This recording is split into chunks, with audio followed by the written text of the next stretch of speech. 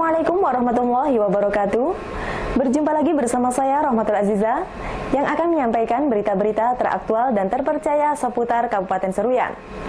Edisi Jumat 4 Maret 2022 yang kami rangkum dalam Seruyan Sepekan.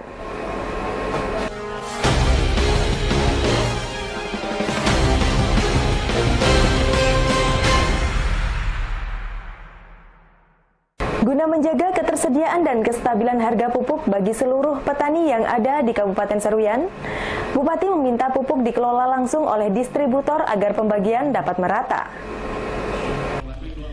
Pupuk menjadi hal mendasar dan sangat diperlukan oleh para petani agar padi yang ditanam dapat tumbuh subur dan hasilnya maksimal. Namun saat ini para petani masih kesulitan untuk mendapatkan pupuk, bahkan harga yang masih relatif tinggi. Bupati Seruyan Yul Haidir mengatakan, pihaknya akan langsung mencari pengusaha yang mampu menjadi distributor pupuk, agar pupuk dapat langsung disalurkan kepada para petani tanpa melalui kios atau warung eceran lainnya. Menurutnya, apabila pupuk didistribusikan melalui kios atau warung eceran, tentunya para petani akan kesulitan mendapatkan pupuk yang berkualitas dan harga cenderung mahal. Untuk itu diperlukan distributor yang mau membantu para petani dalam menyediakan pupuk. Kami akan mencari distributor ya yang mau dan mampu untuk membiayai ini. Distributor yang langsung di bawah pupuk mana? Bupati. Oh, nah itu dan pupuk Sriwijaya. Jadi kita jangan lagi menjadi kios. Kita jangan di bawah yang lain. Kita cari pengusaha Seruyan ini yang mampu mampu untuk menjadi distributor langsung di bawah pupuk Kalti atau pupuk Sriwijaya. Dengan demikian jatah Seruyan ini murni teralokasikan ke Seruyan. Kalau kita ikut kabupaten lain, otomatis jatah bagi kita Seruyan ini bisa aja terbagi untuk kabupaten lain. Ini yang membuat petani kita kurang pupuk. Bupati menambahkan, sistem tersebut dimungkinkan jatah pupuk bagi petani bisa teralokasi dengan baik. Jika ikut mengikuti dari kabupaten lain secara tidak langsung, alokasi tidak maksimal. Hal tersebut yang membuat petani di daerah ini sering kekurangan pupuk dalam bercocok tanam. Tim Liputan Seruyan TV.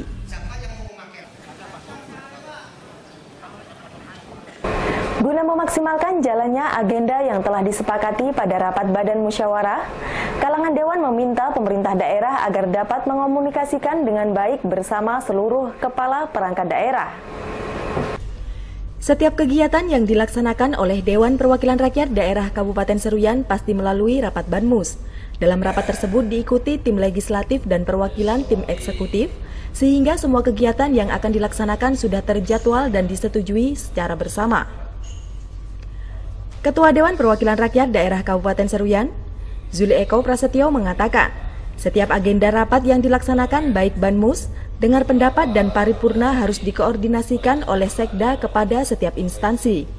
Karena apabila sekwan yang harus turun tangan terlihat tidak etis dan dipastikan kepala perangkat daerah akan tidak menuruti karena posisi jabatan yang sejajar.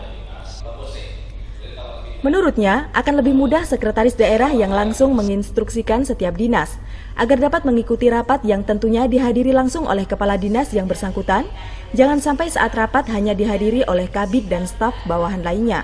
Ini kan ikut bamus nih, jadi kalau tidak, itu kalau sekwan yang kesana kemari kayaknya kurang pas menurut saya.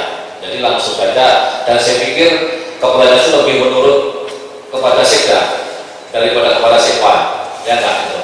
Jadi itu, jadi nanti begitu sudah kita agendakan, ya sudah nanti Pak Sekda menginstruksikan bahwa ini tanggal sekian, tanggal hari ini ada agenda, kan gitu, seperti itu. Ya nanti komunikasi dengan saudara sekwan kami tidak masalah, gitu. Mungkin Pak Sekda bisa tanya, oh kemarin apa, nah itu di situ.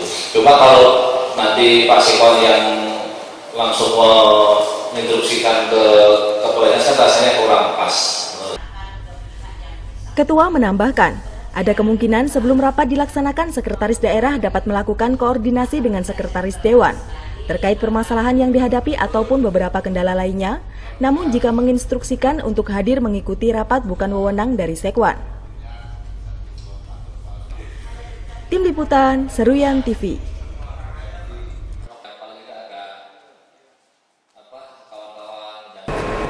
Bupati Seruyan Yul Haidir mengunjungi Sekolah Pendidikan Anak Usia Dini yang berada di Kecamatan Hanau untuk memberikan motivasi agar anak-anak tetap semangat belajar meskipun di tengah pandemi COVID-19. Pendidikan anak usia dini menjadi salah satu proses pembelajaran yang cukup vital. Pada tingkat tersebut, anak-anak dapat mengenal huruf dan angka sambil bermain, sehingga proses yang dilakukan tidak boleh kaku sehingga anak lebih ceria. Bupati Seruyan Yul Haidir mengatakan, kunjungan ke sekolah pendidikan anak usia dini untuk memberikan semangat, dorongan dan sekaligus belajar bersama anak-anak mengenal huruf maupun angka, di mana terlihat anak-anak sangat antusias dengan penuh keceriaan mengikuti bersama teman lainnya. Bupati menambahkan, saat ini pandemi COVID-19 masih berlangsung, namun jangan pernah putus asa mengikuti pembelajaran. Tentunya dengan menerapkan protokol kesehatan secara teratur, pandemi bisa diakhiri dan lebih mudah dikendalikan. Diharapkan seluruh guru PAUD yang ada di daerah tersebut dapat memberikan mutu pendidikan yang baik bagi anak-anak, sehingga kedepannya dapat menjadi anak berguna bagi orang tua dan membanggakan daerah serta negara. Tim Liputan Seruyan TV.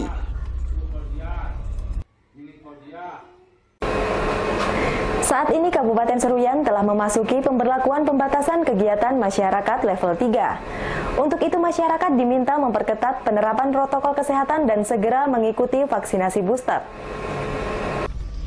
Penyebaran COVID-19 di Kabupaten Seruyan masih belum stabil dengan jumlah kasus yang cenderung naik, sehingga masyarakat perlu menerapkan protokol kesehatan yang ketat, mengingat daerah ini masih berada di zona kuning dengan PPKM level 3. Sekretaris Dinas Kesehatan Kabupaten Seruyan, Dr. Reson Rusdianto mengatakan, pihaknya masih fokus untuk menyelesaikan program vaksinasi tahap 3, dan bagi masyarakat yang belum mengikuti vaksinasi baik tahap 1, 2, dan 3 agar segera mendatangi gerai vaksin terdekat, sesuai dengan persyaratan terbaru 3 bulan setelah vaksin kedua sudah diperbolehkan mengikuti vaksin booster. Dr. Reson menambahkan, di mana saat ini pihaknya juga telah mengusulkan sebanyak 19.000 vaksin anak kepada Provinsi Kalimantan Tengah, agar saat proses pembelajaran berlangsung tidak ada anak yang terpapar COVID-19.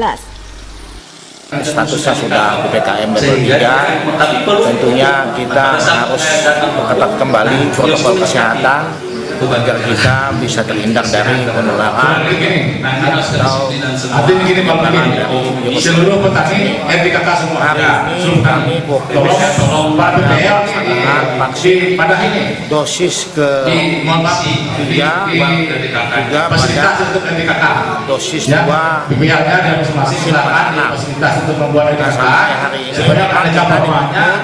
kita dibantu berapa kebutuhan vaksin pada anak. Karena sampai pada hari ini itu sudah melebihi batas waktu kita untuk dosis kedua. Diharapkan, usulan yang telah disampaikan bisa mendapatkan tanggapan cepat, sehingga kebutuhan vaksin khususnya terhadap anak mampu tercukupi secara keseluruhan. Tim Liputan Seruyan TV. Curah hujan di Kabupaten Seruyan saat ini cenderung tinggi, bahkan sering terjadi banjir musiman. Legislator meminta agar masyarakat menjaga saluran irigasi dan tidak membuang sampah sembarangan. Kondisi cuaca dalam beberapa hari terakhir didominasi dengan hujan intensitas sedang, sehingga masyarakat perlu menjaga kebersihan lingkungan terutama saluran irigasi agar arus air berjalan normal dan tidak terjadi penyumbatan yang dapat menjadi penyebab terjadinya banjir. Ketua Dewan Perwakilan Rakyat Daerah Kabupaten Seruyan, Zuli Eko Prasetyo mengatakan, dalam kondisi hujan dan panas yang sering terjadi secara bergantian, masyarakat harus mengutamakan kesehatan dengan istirahat yang cukup dan mengkonsumsi makanan bergizi, serta yang tidak kalah penting tidak membuang sampah sembarangan yang dapat menyumbat saluran irigasi. Pada wilayah perkotaan ada beberapa titik yang sering terjadi banjir musiman. Salah satunya di Kampung Bugis, apabila terjadi curah hujan tinggi sudah pasti banjir. Hal tersebut harus diperhatikan dan dilakukan pembenahan oleh pemerintah daerah. Kadang-kadang tidak menentu ya bagi masyarakat. Yang pertama, yang utama adalah menjaga kesehatan, itu yang tidak kalah penting. Dan yang kedua untuk mengantisipasi genangan air atau banjir musiman terutama di wilayah kota itu ya tentunya terkait dengan membuang sampah juga harus diperhatikan ya. Itu jangan membuang sampah di selokan-selokan atau di got-got di saluran air itu. Dan yang tidak kalah penting juga ya, karena memang kami sudah sering mengingatkan itu untuk wilayah kota itu ada beberapa titik ya, terutama kalau kita nyebutnya itu di Kampung Bugis itu sering kalau memang curah hujan tinggi itu selalu banjir. Diharapkan instansi terkait dapat melakukan perencanaan yang matang agar banjir tidak kembali terulang, sehingga masyarakat yang tinggal di daerah tersebut dapat lebih nyaman dan tidak kebanjiran saat hujan deras terjadi. Tim Liputan Seruyan TV. Perbaikan terhadap infrastruktur jalan masih menjadi permasalahan yang sering dihadapi. Legislator meminta instansi terkait untuk melakukan terobosan dan melakukan pengkajian mendalam. Permasalahan infrastruktur jalan masih menjadi kendala yang dihadapi oleh pemerintah daerah. Kondisi-kondisi jalan yang berada di bantaran sungai dan sering diguyur hujan, sehingga menyebabkan infrastruktur menjadi rusak dan sulit dilintasi. Wakil Ketua 1 Dewan Perwakilan Rakyat Daerah Kabupaten Seruyan, Bambang Yantoko mengatakan, kondisi jalan yang ada di bantaran sungai harus mendapatkan tindakan lebih lanjut dan dilakukan pengkajian. Dikarenakan sebesar apapun anggaran yang disediakan apabila jalan berada di bantaran sungai tetap akan rusak, terlebih ketika terjadinya curah hujan yang cukup tinggi. Wakasatu menambahkan, permasalahan infrastruktur jalan harus dilakukan pengkajian secara mendalam, agar saat diperbaiki jalan tidak cepat rusak dan dapat tahan lama sehingga mudah dilewati masyarakat. Tentunya instansi terkait agar memperhatikan kondisi jalan tersebut khususnya di bantaran sungai. Secara umum kita infrastruktur tetap yang harus kita tekankan infrastruktur, karena ini harus mengkaji ulang kembali lah pemerintah daerah untuk jalan-jalan yang ada di bantaran sungai, karena anggaran berapapun dimasukkan apabila jalan di bantaran sungai dengan musim hujan yang tidak bisa banjir yang terus menerus, itu berapa anggaran akan terus habis itu.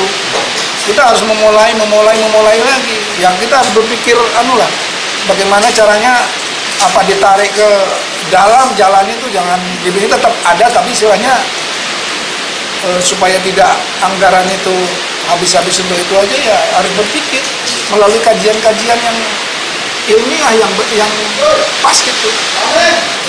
Diharapkan kedepannya infrastruktur jalan di bantaran sungai dapat memadai dan bisa dinikmati masyarakat, sehingga akan memberikan dampak yang positif terhadap perekonomian masyarakat.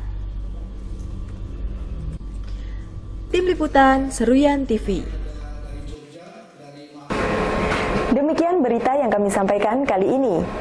Saya Rahmatul Azizah beserta kru yang bertugas mohon undur diri dari hadapan Anda. Terima kasih dan sampai jumpa. Wassalamualaikum warahmatullahi wabarakatuh.